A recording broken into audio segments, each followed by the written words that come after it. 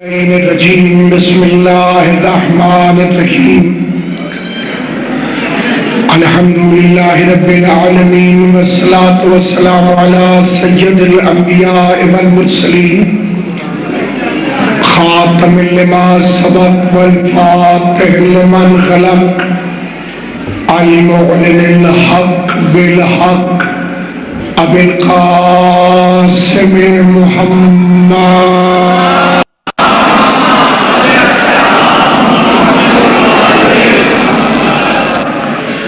وأهل بيته الطيبين الطاهرين المعصومين المنتجبين المظلومين الذين أذهب الله عنهم الرجس وطهرهم تطهيرا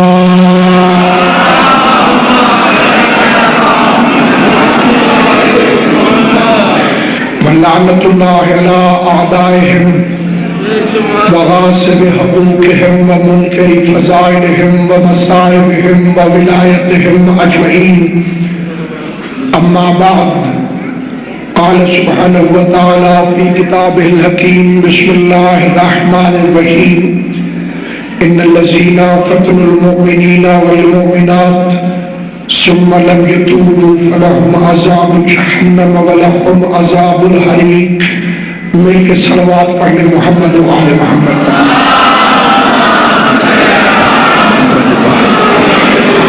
درود زحمت نہیں، عزت ہے، احسان نہیں، ایمان ہے، قوت حیدری سے آواز بلند صلوات پڑھ لیجیے.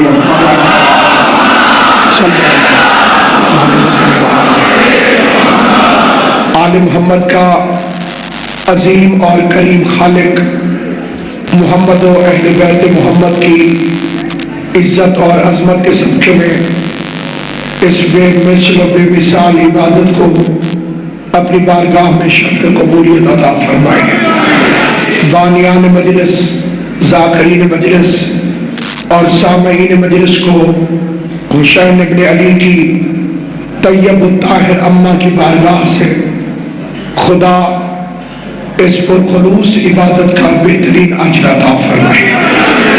محترم اور مکرم سامعین، آپ حضرات کی خدمت میں سن 1430 ہجری کے عشر محرم الحرام کی یہ دوسری مجلس، جس میں سورہ مبارک البروج کی ایک آیہ مجیدہ کو عنوان کے طور پر تلاوت کرنے کی سعادت حاصل کی ہے.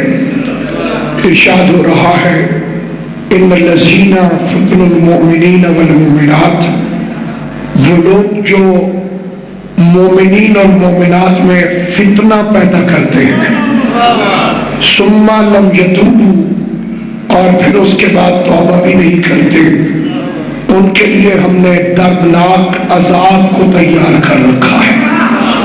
سامعین گرامی قدر، کل میں نے آپ حضرات کی خدمت میں عرض کیا تھا کہ جب پیغمبر اعظم 40 برس تک مکے کے شہر میں رہے تو کوئی ان کا دشمن نہیں تھا.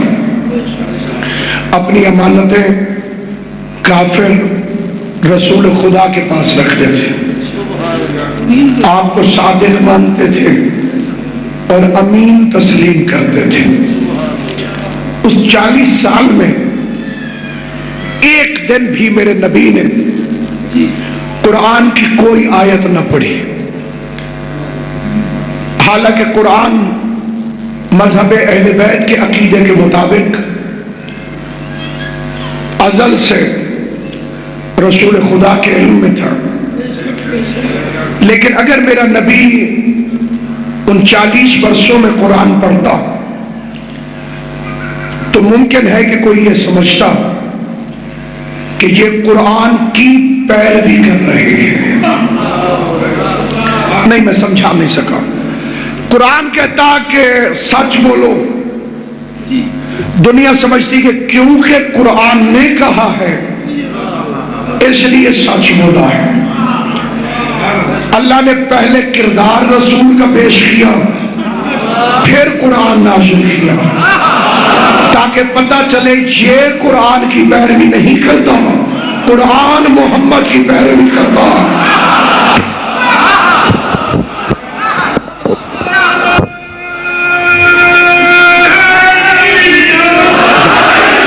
کیونکہ مجھے خطابت کے چوراہے سے گزرنا نہیں، پیغام پہنچانا ہے، تو جو نہیں سمجھے انہیں سمجھانے کے لیے میں اس فکرے کو پھر تبدیل کر دیتا ہوں۔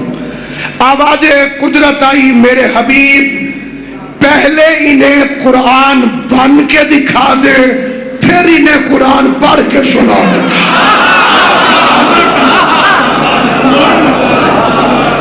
پہلے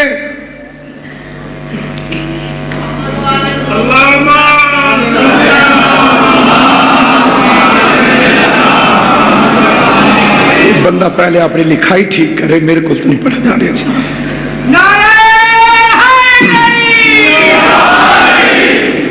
پہلے قرآن بن کے دکھا دے اور پھر انہیں آپ یہاں شبیب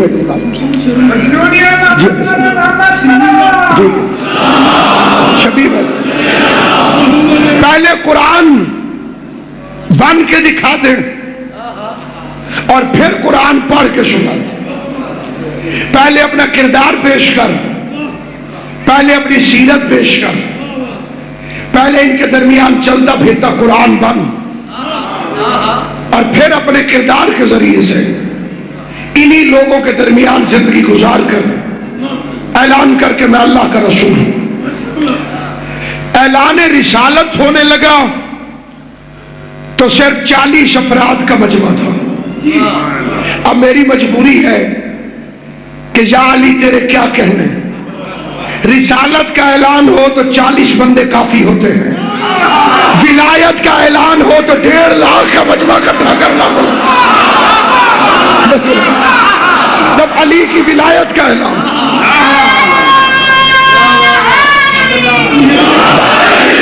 40 کافروں میں ایک بولا، ان 40 کے علاوہ تھا وہ، اور اس کے فکرے یہ تھے انا ناصرو کا یا رسول اللہ۔ سب سے پہلے پوری کائنات میں جس کے منہ سے لفظ یا رسول اللہ نکلا وہ میرا علی تھا۔ توجہ چاہتا ہوں نوجوانوں کی۔ تو اب کائنات میں قیامت تک جو بھی یا رسول اللہ کہے سمجھنا علی کی سنت پر عمل کر رہا۔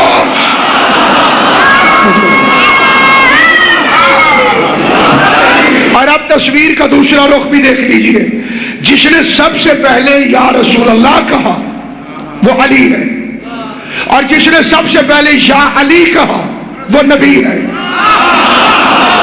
جو یا رسول اللہ کہتا ہے وہ علی کی سنت پہ عمل کرتا ہے، جو یا علی کہتا ہے وہ نبی کی سنت پہ عمل کرتا ہے۔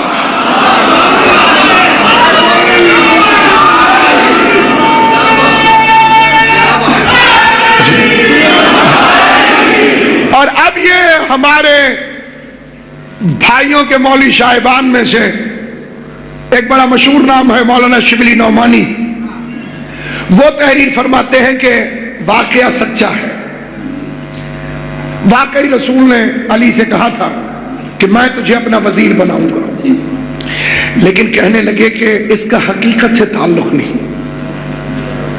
اچھا بھئی واقعہ سچا ہے تو حقیقت سے تعلق کیوں نہیں؟ کہا وہ تو رسول نے تھپکی دی تھی۔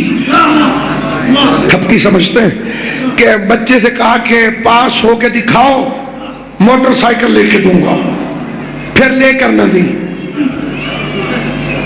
میں نے کہا کتنی احمقانہ بات ہے، سچے نبی کے پوری زندگی میں کل وعدے ہی 2 ہیں۔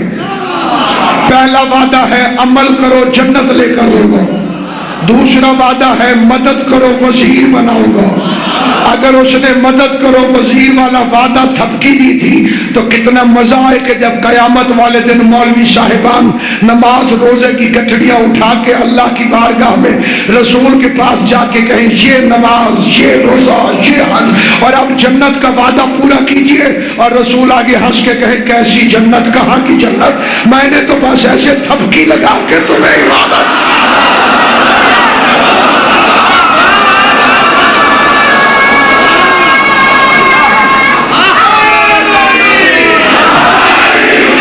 لگے نہیں آپ سمجھے نہیں، ہم علی کے دشمن نہیں ہیں، لیکن دیکھیے نا علی کی عمر صرف 10 سال تھی، علی بچے تھے، ایک علی بچے تھے، نبی تو بچے نہیں تھے۔ علی نے وعدہ کیا میں مدد کروں گا، توجہ، اب علی کے لیے ممکن ہے کہ وعدے سے پھر جائے۔ مثال دے رہا ہوں، ہجرت کی رات رسول نے فرمایا یا علی میرے بستر میں سو جاؤ، علی کہہ دیتے یا رسول اللہ میں اس وقت بچہ تھا، مجھے پتا نہیں تھا یہ اتنا مشکل کام ہے، یہ تو بچہ ہو کے وعدہ نبھائے اور وہ رسول ہو کے وعدہ نہیں نبھائے گا۔ اب کیونکہ پورے مجمع میں سے ایک علی بولا تھا، یہ پہلا فقرہ ہے جو میں اپنے موضوع کے متعلق کل کی تقریر کے بعد آج کہنے لگا، ایک علی بولا، دل جل گئے، سب نے سوچا کہ اگر یہ نہ اٹھتا تو رسالت تو ناکام ہو گئی تھی، یہ کیوں اٹھا؟ یہ علی کی دشمنی کا بیج پڑ گیا۔ پہلی ریزن یہ پیدا ہوئی کہ اگر علی نہ اٹھتا تو رسول کی تقریر آج بھی ناکام ہو جاتی۔ یہ پہلا دن تھا کہ لوگوں کے دلوں میں علی کی دشمنی کا، علی کے بغض کا بیج پیدا ہو گیا، وہ دشمن بن گئے، ہمیں محبت ہو گئی۔ اگر یہ نہ اٹھتا تو رسول کی مدد کرنے والا کون تھا؟ اس ایک نے اٹھ کے رسالت کی لاج رکھ لی، اس ایک نے اٹھ کے رسالت کی بات رکھ لی۔ اب دونوں صورتیں شروع ہو گئی، پہلے بیج بڑھتا ہے، ادھر محبت کا بیج بڑھ گیا، ادھر دشمنی کا۔ اب رسول چل رہے ہیں، کافروں نے اپنے بچوں کو بلایا، کہنے لگے دیکھو اس نے ہمیں بڑا تنگ کیا ہے، بدلہ لے کے دکھاؤ۔ انہوں نے کہا بدلہ کیسے ہوگا؟ کہا پتھر مارو۔ الزام 3 لگائے رسول پر۔ پہلا الزام شاعر ہے، شاعر تو بس ایسی ہوا میں باتیں کر دیتے ہیں، لہذا اس کی باتوں میں یقین نہ کریں۔ دوسرا الزام مجنون ہے، معاذ اللہ پاگل ہے، تاکہ بچے اس کی بات نہ سنیں۔ تیسرا الزام ساحر ہے، جادوگر ہے۔ اب تینوں الزاموں کی وجہ سن لیجئے۔ پورے معاشرے میں افراد ہوتے ہیں 3 قسم کے، یا مرد یا عورت یا بچے۔ مجنون کہا تاکہ بچے پتھر ماریں، شاعر کہا تاکہ مرد بات نہ سنیں، جادوگر کہا تاکہ عورتیں ڈر کے بھاگ جائیں۔ اللہ نے کہا یہ کافروں کا بندوبست ہے، تو اب میرے حبیب میرا انتظام بھی سن لے، میں بچوں کے مقابلے پہ علی دوں گا، عورتوں کے مقابلے پہ خدیجہ دوں گا، مردوں کے جواب کے لیے ابو طالب ادا کروں گا۔ سلامت رہو اب آباد رہو، میں تجھے بندوبست کر کے دوں گا، کس کی مجال کے تیرے پیغام کو روک سکے۔ اب بچوں کی فطرت یہ ہوتی ہے کہ اگر کوئی انہیں پتھر مارے اور وہ واپسی میں مارے تو پاگل ہونا کنفرم ہو جاتا ہے۔ لوگ کہتے ہیں بچوں کو مارا۔ 2-3 بچوں نے رسول کو تنگ کیا، رسول سیدھے ابو طالب کے پاس گئے، چچا نصرت کیجئے۔ کہا فکر نہ کر۔ اس نے کافروں کو بلایا، کمی ہوتا تو کسی کے دروازے پہ چلتا. زبان سے بولنا جسے بات سمجھ میں آیا. سردار تھا, اپنی پاس بلایا, کہا یہ تمہارے بچے میرے بھتیجے کو تنگ کرتے, انہیں منع کرو. وہ بھی پورے دنوں کے تھے. کہنے لگے واہ ابو طالب, سرکار بچے جو ہوئے, یہ لفظ یاد رکھنا. کیا جواب دیا کافروں نے؟ بچے جو ہوئے, سرکار نے فرمایا دفع ہو جاؤ. علی جی بابا ادھر آؤ. جو آنکھ رسول کے خلاف اٹھے وہ سلامت نہیں رہنی چاہیے. میرا مولا مجھے توفیق دے میں ابو طالب کا علی کی گھٹی میں ڈالا ہوا سبق پڑھ سکوں. علی جو ہاتھ رسول کی طرف اٹھے وہ سلامت نہیں رہنا چاہیے. علی کی گھٹی میں ابو طالب نے یہ بات ڈال دی کہ جو دشمن رسول ہے تو نے اسے نہیں چھوڑنا. بس علی نے باپ کا سبق سنا, کھجوریں کھاتا گیا, گٹھلیاں جیب میں رکھتا گیا. لوگ سمجھتے تھے بچے کا کھیل ہو رہا ہے, کسی کو کیا خبر کہ حفاظت مصطفیٰ کا اسلحہ جمع ہو رہا. حفاظت مصطفیٰ کا اسلحہ جمع کر کے آگے آگے رسول, پیچھے پیچھے علی. لوگ کہتے ہیں رسول کا سایہ نہیں تھا, تمہیں نظر نہیں آیا. نبی کے 2 قدم پیچھے سایہ بن کے علی چل رہا تھا. جیسے ہی رسول آئے, اب دیکھیے 1 2 3 بچوں کو سنبھالنا آسان ہے, لیکن 5 6 7 8 9 10 ان کو سنبھالنا بڑا مشکل ہے. اب انہوں نے پہلے تو بدتمیزی کرنا چاہیے, علی نے تمیز سے انہیں سمجھایا, دیکھو ایسا نہ کرو, دیکھو مہنگا پڑے گا, مڑ جاؤ. وہ ٹھیک نہیں ہوئے. اب انہوں نے کیا کیا, یوں اب میری طرف دیکھیے گا جو دیکھ سکتا ہے. تاریخ کہتی ہے کہ ایک لڑکے نے پتھر اٹھایا, علی نے یہاں روکا, پھر یہاں ہاتھ پہنچا, علی نے پھر روکا. اب جب اس کا ہاتھ یہاں پہنچا تو علی نے گٹھلی نکالی اور گٹھلی پھینکی, نہ پتھر رہا نہ ہاتھ. جی اور سلامت رہو, نہ پتھر باقی رہا نہ ہاتھ. 2 3 بچے آئے, علی نے 2 3 گٹھلیاں پھینکی. 5 7 آئے, علی نے 2 3 اور پھینکی. بس جس کے ماتھے پہ لگتی تھی ادھر نکل جاتی تھی, جس کے بازو پہ لگتی تھی ہاتھ ساتھ لے جاتی تھی, جس کے کان پہ لگتی تھی کان ساتھ لے جاتی تھی. آج مولوی کہتا ہے یہ اپنی مجلسوں میں الف لیلا کی کہانیاں سناتے ہیں. کبھی کھجور کی گٹھلی سے بھی آنکھ نکلی, کبھی کھجور کی گٹھلی سے بھی ماتھا پھوٹا, کبھی کھجور کی گٹھلی سے بھی ہاتھ ٹوٹا. تم نے قرآن نہیں پڑھا, الم تری کیف فعل ربک باصحاب الفیل. اگر کنکری سے لشکروں کا ستیہ ناش ہو سکتا ہے تو یہ گٹھلی بھی تو ید اللہ نے پھینکی ہے.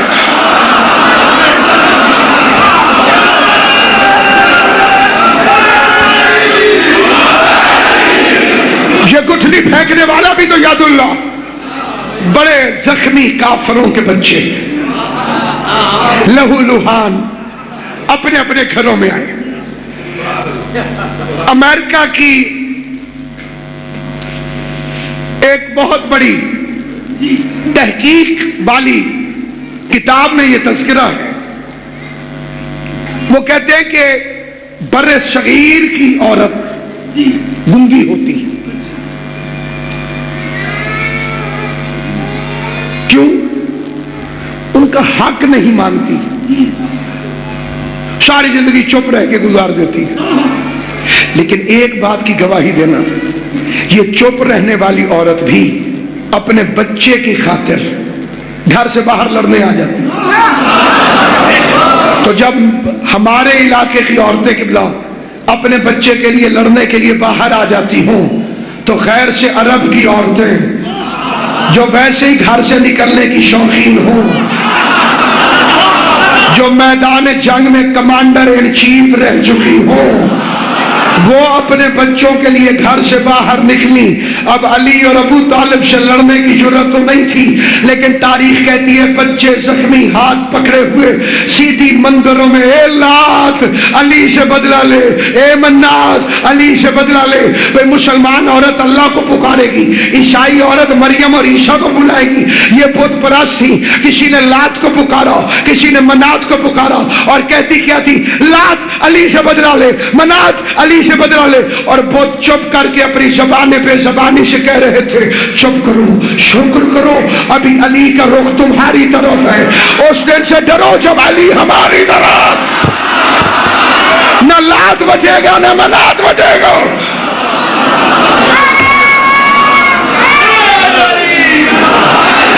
اور اب جب شوہر گھر آئے تو بیچاری تڑپی. کسی نے کہا بھی صحیح، کھانا نہیں دوں گی، پہلے ہاشمیوں سے بات کر کے آؤ. ہائے میرا لال. اللہ کرے میں یہ فکرہ سمجھا سکوں. عام بندے کا قبلہ بچہ مار کھا کے آ جائے حالات اور ہوتے ہیں، پہلوان کا بچہ مار کھا کے آ جائے اس کی طرف اور ہوتی ہے. اسے پتہ چل جاتا ہے بسم اللہ تیری مار کھان نال ہوئی ہے، اب ساری زندگی مار ہی کھاتا رہے گا. پہلا کافر پہلے زخمی بچے کا ہاتھ پکڑ کر سیدھا اندر آ گیا. حضرت عمران تشریف فرمائے. باہر سے گھر والی نے تو بھیج دیا تھا، آگے ابو طالب تھا. کیسے آئے ہو؟ سلام کرنے.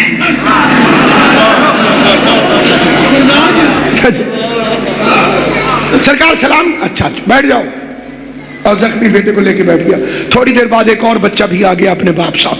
اب دونوں خسر پسر کرنے لگے. کیسے آئے ہو؟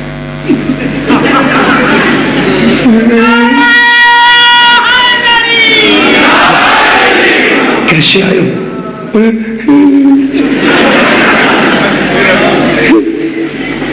تم کیسے آئے ہو؟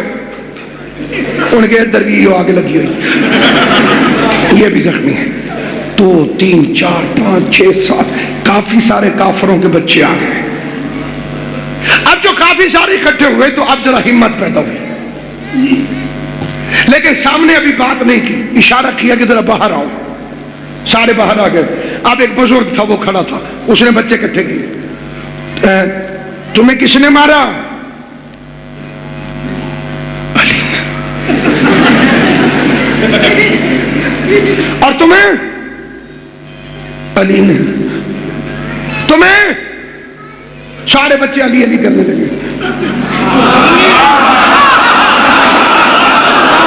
مجھے بھی علی نے مارا، مجھے بھی علی نے مارا، مجھے بھی علی نے مارا. اب وہ بڈھا پریشان ہو گیا، سمجھدار تھا.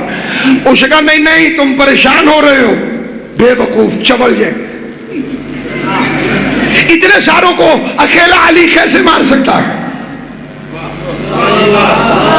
محمد نے کچھ کہا تھا؟ نہیں، وہ تو چپ کر کے کھڑے تھے. حمزہ آ گئے تھے؟ نہیں وہ نہیں آئے. تم 60 70 وہ اکیلا علی. خدا کی قسم تھا کافر لیکن وہ بچہ بڑا کام کا تھا. آگے بڑھ کے کہتے ہیں او بابا جی ہم سارے سچ بول کے کہتے ہیں کہ جب علی نے ہمیں مارنا شروع کیا تو ہم دونوں آپس میں ہم نے ایک معاہدہ کیا کہ تو ادھر بھاگ، تو ادھر بھاگ، تو ادھر بھاگ، تاکہ سب کے پیچھے علی نہ جا سکے. لیکن لات کی قسم اس کے پیچھے بھی علی تھا، اس کے پیچھے بھی علی تھا، اس کے پیچھے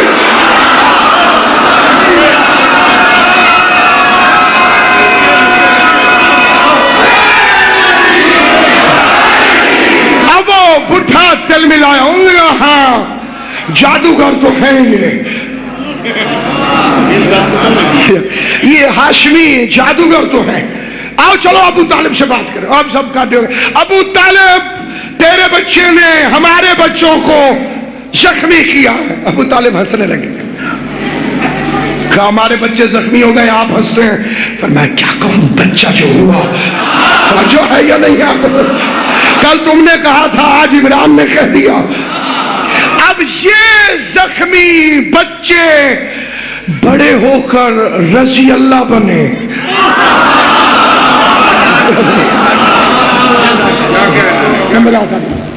یہ جو زخمی بچے تھے یہ جب بڑے ہوئے پھر یہ رضی اللہ بن گئے، اب یہ علی سے محبت کرتے ہیں۔ وہ جو پچھلا بیج تھا اس کی کونپلیں نکل آئی، وہ دشمنی والی، اب یہ کونپلیں باہر نکل آئی۔ ہمارے بچوں کو مارا ہے علی نے، بدلہ لیں گے۔ اس بات کو کچھ عرصہ گزر گیا، وہ بچے بڑے ہو گئے، زخمی بچے، اور علی کی دشمنی بڑھتی چلی جا رہی ہے۔ اب ان بچوں نے مل کر تہیہ کیا کہ رسول کو بستر پہ قتل کر دو۔ کچھ بابے کھابے بھی ساتھ مل گئے، کچھ یہ بچے کچے بھی مل گئے۔ ساروں نے منصوبہ بنایا کہ دیکھو ایک آدھ مارے گا تو بنی ہاشم بدلہ لے لیں گے، سارے قبیلے اکٹھے ہو جاؤ، کس کس سے بدلہ لیں گے۔ ایک ہاشمی بھی انہوں نے ساتھ ملا لیا، ابو لہب، پورے قرآن میں اکلوتا کافر ہے جس کا نام لکھا ہوا ہے۔ ایک حرام جانور ہے پورے قرآن میں جس کا نام ہے، وہ جس کا نام مولوی کہتا ہے نہیں لینا چاہیے، قرآن میں کھڑا ہے، خنزیر وَلَحْمٌ خنزیر، ایک حرف کے بدلے 10 نیکیاں۔ اس آیت نے مولوی اسماعیل رحمت اللہ علیہ کو بڑا فائدہ دیا۔ جب مولویوں نے کہا تھا او اسماعیل شکر کر رسول کی جالی چومنے پہ پابندی ہے، قبلہ نے کہا کیوں؟ اور کہ شیعوں کا بڑا گھاٹا تھا۔ نے کہا وہ کیسے؟ گھاٹا سمجھتے ہو؟ نقصان، شیعوں کا بڑا نقصان تھا۔ نے کہا وہ کیسے؟ اسے کہا جالی ایک ہے، ہمارے بھی کٹھے ہیں، تو اب رسول کی جالی سمجھ کے چومتے، ہمارے بھی ساتھ چومے جاتے۔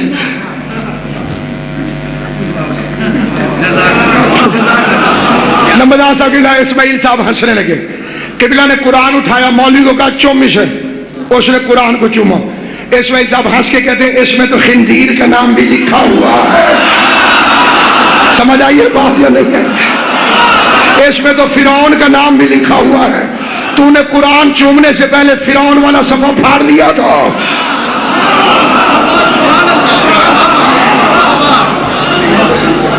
اور ہے یا نہیں؟ یہ خنزیر کا نام کیوں لکھا؟ یہ ہے تو حرام، عادتیں اس کی حلال جانوروں والی ہیں، تاکہ کسی کو دھوکہ نہ ہو، نام زد کر دیا۔ ابو لہب تھا تو کافر، خاندان اس کا اچھا تھا، کہیں کسی کو دھوکہ نہ ہو اس لیے اس کا نام قرآن میں لکھ دیا۔ یہ بھی ساتھ شامل ہو گیا، ساتھ میں پوری رات کافر جاگے۔ آج کل رات جاگنا بڑا آسان ہے، لائٹیں ہیں، روشنیاں ہیں، رونق ہے، ٹی وی ہے، سب کچھ موجود ہے۔ اس زمانے میں رات جاگنا، 30-40 سال پہلے بھی جو رات جاگتے تھے انہیں اس بات کا اندازہ ہوگا۔ کوئی جاگتا ہوتا تھا تو بندے پوچھتے تھے بھی خیر ہے، آپ کوئی سونے لگے بیچارہ 8-9 بجے، تب اس سے بندے پوچھتے ہیں تیری طبیعت تو ٹھیک ہے؟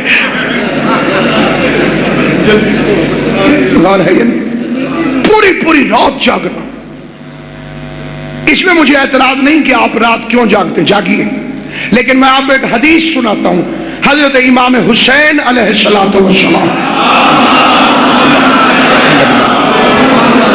ایک ایسی خوبصورت صلوات پڑھو جیسے حسین ذہنوں میں خوبصورت، صلی محمد۔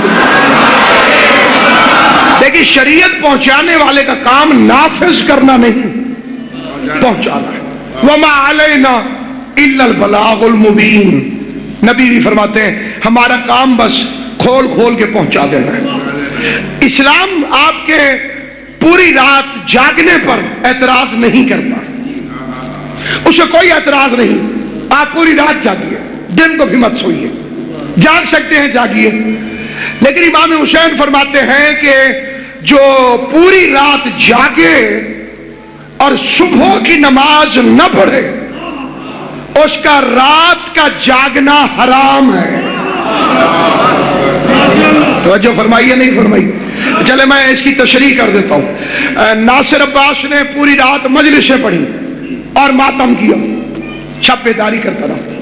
یہ اتنا اچھا عمل ہے۔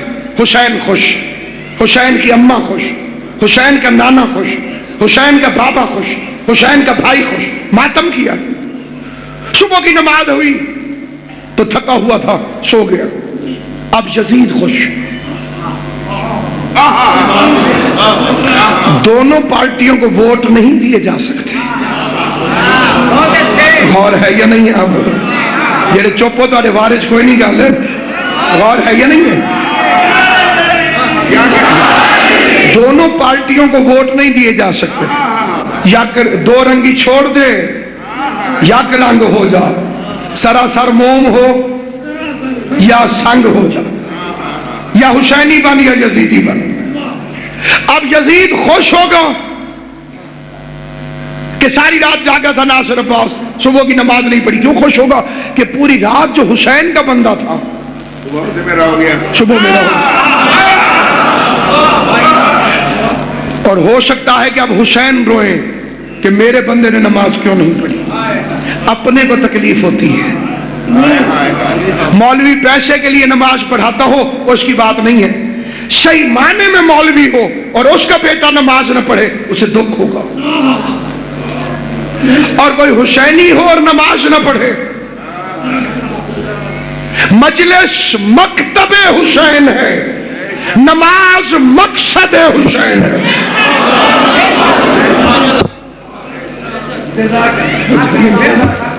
حسینی بنو، حسینی، بسم اللہ۔ مجلس مکتب حسین، نماز مقصد حسین۔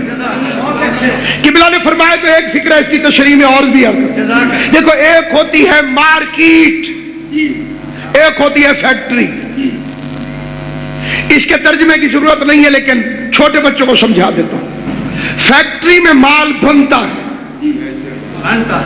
مارکیٹ میں فروخت ہوتا ہے، ٹھیک ہے؟ یہ ٹوپی بنی ہوگی کسی فیکٹری میں، بکنے آئی ہوگی مارکیٹ میں۔ میں گیا دکان سے مارکیٹ سے لینے کے لیے، میں نے کہا ٹوپی ہے؟ اس نے کہا فیکٹری سے نہیں آ رہی۔ توجہ کر، تیری بھی تو ٹوپی ہے کہ نا، توجہ کر، تو اپنی ٹوپی سمجھ لے۔ دیکھیے، میں نے کہا محرم آ رہا ہے بھائی مہربانی کرو۔ اب جب میں آگے گیا فیکٹری میں تو اتنی ٹوپیاں تھیں کہ جگہ نہیں تھی۔ انہوں نے ساتھ والا گودام بھی کرائے پہ لے رکھا تھا ٹوپیاں رکھنے کے۔ تو اب یہ معاملہ خراب ہے، یا کاریگر خراب ہے یا مال ناقص ہے یا سپلائی نہیں ہو رہی۔ فیکٹری میں ہے تو مارکیٹ میں ہونی چاہیے۔ مجھے امام حسین کے روضہ اطہر کی قسم، مجلسیں آل محمد کی فیکٹریاں ہیں، مسجدیں آل محمد کی مارکیٹ ہیں۔ غور ہے یا نہیں آپ؟ ایک بے نماز بے وضو نجس حالت میں علم اٹھا کے جا رہا ہوں، حسین ایسے خوش ہوں گے؟ یا ایک نمازی با وضو ہو کر ہاتھ میں علم لے کر چلے؟ زمانہ دیکھے، یہ وہ قوم ہے جو حسین نے تیار کی۔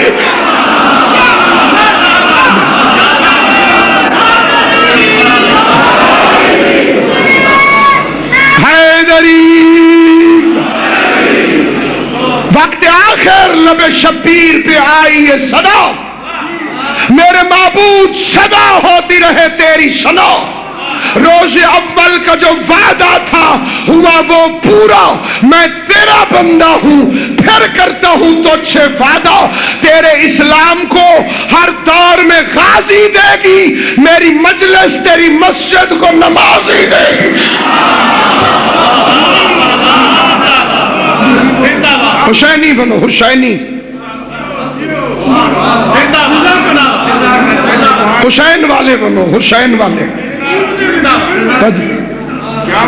حسین ابن علی کا ساتھ دینا ہے تو پھر اس انداز پوری رات جاگے کافر، پوری رات۔ مقصد کیا ہے؟ رسول کو قتل کر دیں۔ تو اتنے میں دیکھیے کافر کی بھی اچھی بات ہو تو ہم اسے چھپاتے نہیں ہیں. ابو لہب کے کافر ہونے میں شک نہیں, لیکن ان میں سے ایک بندے نے کہا میں ذرا دیوار پہ چڑھتا ہوں, جھانک کے دیکھتا ہوں. ابو لہب نے تلوار کھینچ لی. تیری جرت, قتل کرنے آیا ہوں لیکن ہوں ہاشمی, میں خود دیکھوں گا. پوری رات چڑھ چڑھ کے دیکھتا رہا اور سمجھتا رہا نبی ہے.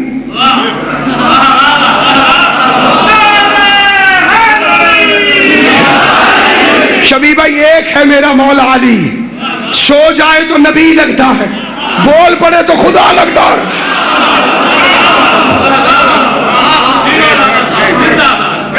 پیغمبر نے فرمایا علی میرے بستر پہ سو جاؤ,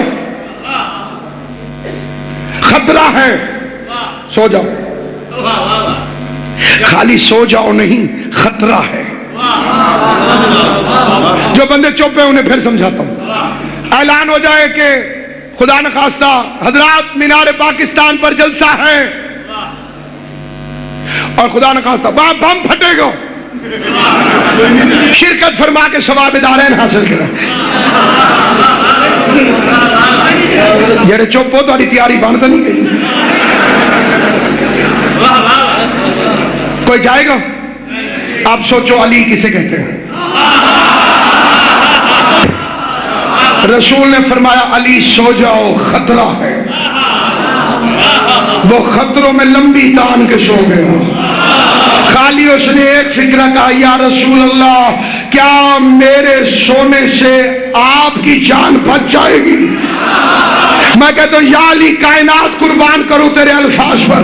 پوری زندگی حیدر کرار میں پیغمبر کے لیے کیا, کیوں, کب, کیسے, اگر, مگر کہ الفاظ کبھی نہیں ملتے ہیں. یہ پہلی اور آخری دفعہ ہے کہ جب علی نے رسول سے کہا کیا میرے سونے سے آپ کی جان بچ جائے گی. میں کہتا ہوں یا علی یہ پوچھنے کی ضرورت کیا ہے, وہ چپ کر کے سو جائیے. فرمایا نبی سے نہیں پوچھ رہا تھا, امت کو بتا رہا تھا کہ ہجرت کی رات محمد کی جان سونے والے نے بچائی ہے, رونے والے نے نہیں بچائی. نعرہ حیدری, سلامت رہو. آباد و شاد رہے. خطرہ تھا جان کو. کوئی دکھلاؤ جو محمد کا علمدار بنے, سبحان اللہ. عرش پہ جنگ کرے, عرش پہ تلوار بنے, بستر موت پہ تیغوں کے تلے سو جائے. ارے کتنی جرت ہے کوئی حیدر کرار.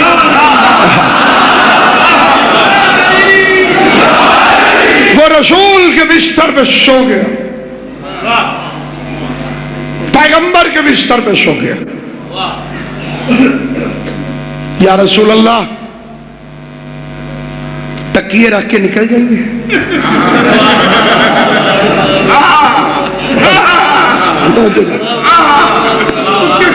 ایک طریقہ یہ بھی تو ہے نا کہ یوں تکیے رکھیے, طریقہ تو آپ کو بھی پتا ہے, اوپر چادر بچھا دیجئے, یا علی یا علی.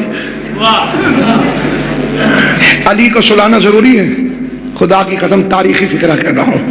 فرمایا یوں نکلوں گا تو فرار کہلائے گا, علی کو سلایا ہے تو ہجرت کہلائے گا. اس طرح سے گیا ہوں تو ہجرت. علی کو سمجھو, علی سے پیار کرو, اس کے علاوہ جنت میں جانے کا کوئی راستہ نہیں. علی کی محبت وہ اکلوتی کرنسی ہے جو قیامت کے میدان میں چلتی ہے. جس کے پاس علی کی محبت نہیں ہوگی بھوکا رہے گا, غریب رہے گا, مار کھائے گا, جہنم میں چلے گا. اور اگر کسی کے پاس علی کی محبت والی کرنسی ہوئی, ملک الموت پیر بھائیوں والا سلوک کرے گا. جب پیر بھائی ہوتے ہیں وہ سلوک کرے گا. یہ رسول ہجرت کر رہے تھے اور پھر یہاں سے ہجرت کر کے مدینے پہنچ گئے. بڑا آباد کیا ہاشمیوں نے مدینے کو. 60 ہجری میں بھرا ہوا گھر تھا حسین کا.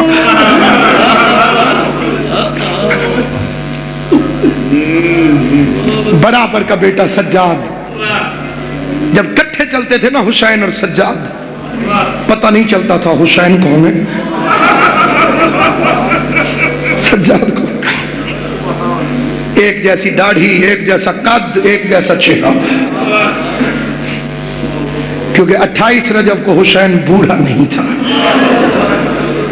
بوڑھے ہونے کی علامتیں 3 ہیں، قبلہ یا بال سفید ہو جائیں، 28 رجب کو حسین کی داڑھی سیاہ تھی، یا کمر جھک جائے، 28 رجب کو حسین کی کمر سیدھی تھی، یا آنکھوں کی بینائی کم ہو جائے، 28 رجب کو حسین کی بینائی ٹھیک تھی۔ یہ تو نہ ہوتا 10 محرم کا دن، اکبر کی لاش پہ آیا بینائی چلی گئی، غازی کی لاش پہ آیا کمر جھک گئی، اصغر کو تیر لگا سارے بال سفید ہو گئے۔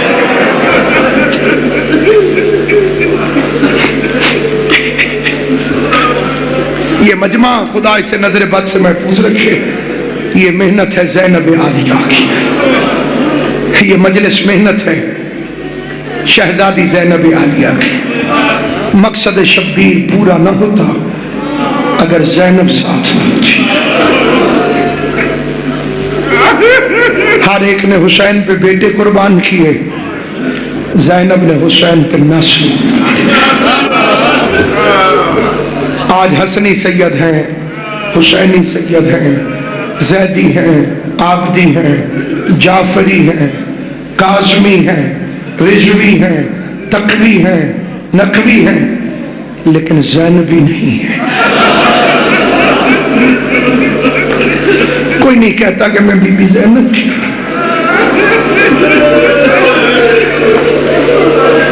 علامہ اظہر حسن زیدی علی اللہ مقام ہو، ہمارے مذہب کے ایک جلیل القدر خطیب عالم محمد گزرے ہیں۔ کسی نے پوچھا زیدی صاحب یہ جملہ غور سے سننا جہاں تک میری آواز سے آ رہی ہے، نبیوں پر بھی بڑے ظلم ہوئے زیدی صاحب، کسی کو خنجروں سے قتل کیا گیا، کسی کو آروں سے چیرا گیا، کسی کو پتھروں میں پیشا گیا، کسی نبی کا ماتم نہیں ہوتا، کسی نبی کا چہلم نہیں ہوتا، کسی نبی کی مجلس نہیں ہوتی، حسین کی کیوں ہوتی ہے؟ زیدی صاحب نے رو کے فرمایا کسی نبی کی زینب جیسی بہن نہیں۔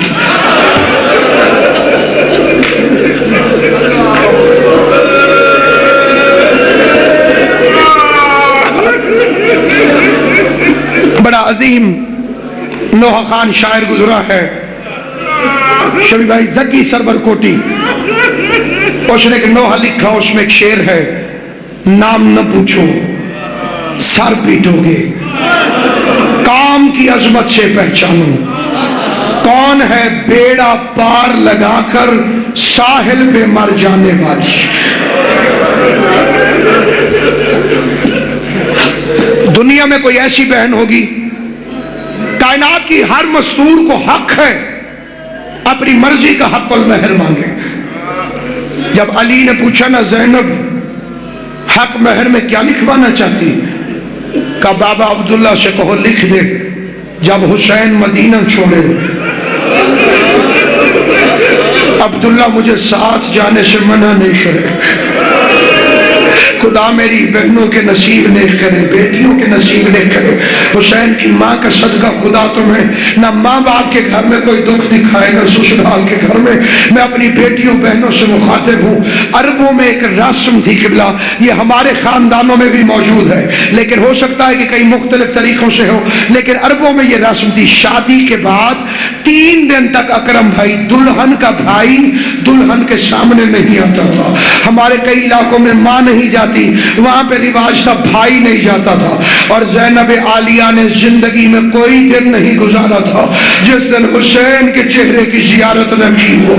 جناب عبداللہ سے شادی ہو گئی، پہلا دن کائنات میں آیا جب زینب نے حسین کو نہیں دیکھا، پورا دن تڑپتی رہی زینب عالیہ، پہلی رات روتے روتے گزر گئی۔ اگلا دن آیا یا عبداللہ مسجد میں حسین کے پاس آئے، کہتے ہیں مولا یہ رواج تو دنیا والوں کے لیے ہے، آپ تو عرش کے باسی ہیں، مولا جلدی میرے گھر آئیے ورنہ زینب مر جائے گی۔ میں یہاں پہ ایک جملہ کہتا ہوں، مدینے شہر میں تھا حسین، بالکل ساتھ تھا حسین، زندہ و سلامت تھا حسین، خالی ایک دن نہیں دیکھا، زینب بے قرار ہو گئی۔ اللہ جانے وہ وقت کیسے گزارا ہوگا جب شبیر کا لاشا کربلا کی ریت پر بکھرا پڑا تھا، زینب قید ہو کے جا رہی تھی اور رو رو کے کہتی تھی بھائی بھی میرا مارا جائے۔ ماتم کر کے اجرکم علی اللہ، اجرکم علی اللہ، جعلکم اللہ من الباقین، مولا میرا اور تمہارا شمار رونے اور رلانے والوں میں کرائے۔ ایک خاتون روایت کرتی ہے، میں اس دن آئی جب سید روانہ ہو رہے تھے، بڑا رویا ہے مدینہ، بڑا رو، میں پوری ذمہ داری سے علماء تشریف فرمائیں اور علماء سے پوچھے گا، بڑا رویا ہے۔ ایک شخص ہے جو آنکھوں سے نابینا تھا، کانوں سے بہرا تھا، کوئی آواز نہیں سنتا تھا، بس بجلی کی کڑک بھی آتی تھی تو نہیں سنتا تھا۔ روایت لکھتی ہے بجلی کڑکتی تھی نہیں سنتا تھا، لیکن اس کو امیر المومنین نے سائس بنایا تھا، اونٹ کی رسی پکڑنے والا۔ جب زینب پہلی مرتبہ کوفے گئی تھی، زینب کا پردہ سمجھ میں آیا، آنکھوں سے نہیں دیکھ سکتا، کانوں سے نہیں سن سکتا۔ مقتل کہتا ہے لیکن اس نے بھی زندگی میں صرف دو آوازیں سنی۔ سنو گے دو آوازیں کون سی ہیں؟ پہلے اس نے اس دن عباس کی چیخ سنی تھی جب حسن کے جنازے میں تیر لگے تھے، غازی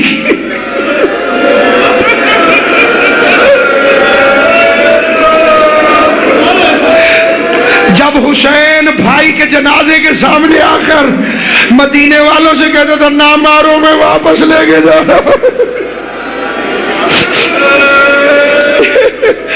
جزاک اللہ، مولا تمہیں کوئی غم نہ دے سوائے غم حسین کی۔ یہ شرم کر کے رونے کے دن ہی نہیں ہے، چیخے مار مار کے رویا کر، اونچی آواز میں رویا کر، ایسے رویا کر بے شک تجھے ساتھ والا دیوانہ سمجھے، لیکن تجھے ایسے رونے کا پتہ قبر میں جا کر لگے گا، قیامت میں جا کے لگا۔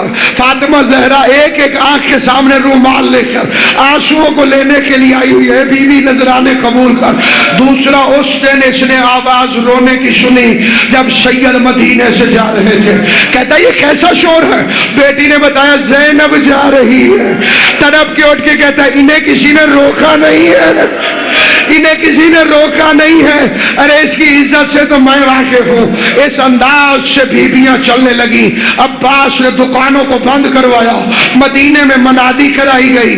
عباس گھوڑے پر بیٹھے، گھوڑے پہ بیٹھ کے عباس نے گھوڑے کو دوڑایا، کبھی کبھی آسمان کی طرف دیکھ کے غازی فرماتا تھا الحجاب الحجاب، پرندوں گھونسلوں میں چلے جاؤ، وہ باہر آ رہی ہے۔ ماتم بھی کرتے آنا، سنتے بھی آنا، جسے رونا نہ آئے ہائے ضرور کہے، وہ باہر آ رہی ہے جس کی ماں کا جنازہ رات کو اٹھا تھا۔ ہر بی بی کو اس کے قریبی نے سوار کرایا، ہر بی بی کو اس کے قریبی نے سوار کیا۔ علی اکبر آئے، جناب لیلا کو بٹھایا، حضرت قاسم آئے، بی بی ام فروا کو بٹھایا، لیکن جس وقت زینب عالیہ آئی سارے بنی ہاشم قطار بنا کر کھڑے ہو گئے۔ حسین کا امامہ کھول کے گردن میں آ گیا، غریب کبھی اندر جاتا تھا کبھی باہر آتا تھا۔ ایک مرتبہ بی بی زینب، اب میری طرف دیکھنا جو دیکھ سکتے ہو، جیسے ہی علی کی بیٹی اپنے اونٹ کے قریب پہنچی، عباس اونٹ کے پاس ایسے جھک گیا جیسے نمازی سجدے میں جھکتا ہے۔ مطلب کیا تھا؟ بی بی مجھ پہ پاؤں رکھ اور محمل پہ سوار ہو جا۔ سجاد نے دایاں بازو پکڑا، قاسم نے حسن کی جگہ اونٹ کی مہار پکڑی، علی اکبر نے محمل کا پردہ اٹھایا، قاسم درود پڑھنے لگا، حسین یاسین پڑھنے لگے۔ جیسے شریف قاری قرآن کو رکھتا ہے ایسے، اور دیکھو زینب کی عزت کیا ہے، اس طرح سے حسین نے، اور مولا تیری جوانی سلامت رکھے، حسین نے زینب کو بٹھایا۔ بی بی زینب کا اونٹ اٹھا، جتنی دیر میں بی بی زینب کا اونٹ اٹھا، حسین اپنے گھوڑے پر، اکبر اپنے گھوڑے پر، سجاد اپنے گھوڑے پر۔ اب جس نے ماتم کرنا میری طرف دیکھے، بی بی زینب کے اونٹ نے پہلا قدم اٹھایا، حسین دائیں آ گئے، عباس بائیں آ گئے، اکبر سامنے آ گئے، قاسم پیچھے آ گئے، زینب کعبہ بن گئی، ہاشمی طواف کرنے لگے، ہاتھ میں ننگی تلواریں اور صرف ایک فکرہ الحجاب الحجاب، اب ماتم کرنا الحجاب الحجاب۔ یہ تھی 28 رجب اور وہ تھی 11 محرم، ہاتھوں میں ہتھکڑیاں، سر پہ چادر نہ تھی، تماشائی زینب کے اونٹ کے گر تماشا دیکھتے تھے اور رو رو کے کہتی تھی عباس میرے سر پہ چادر نہیں ہے، عباس مجمع ہٹا۔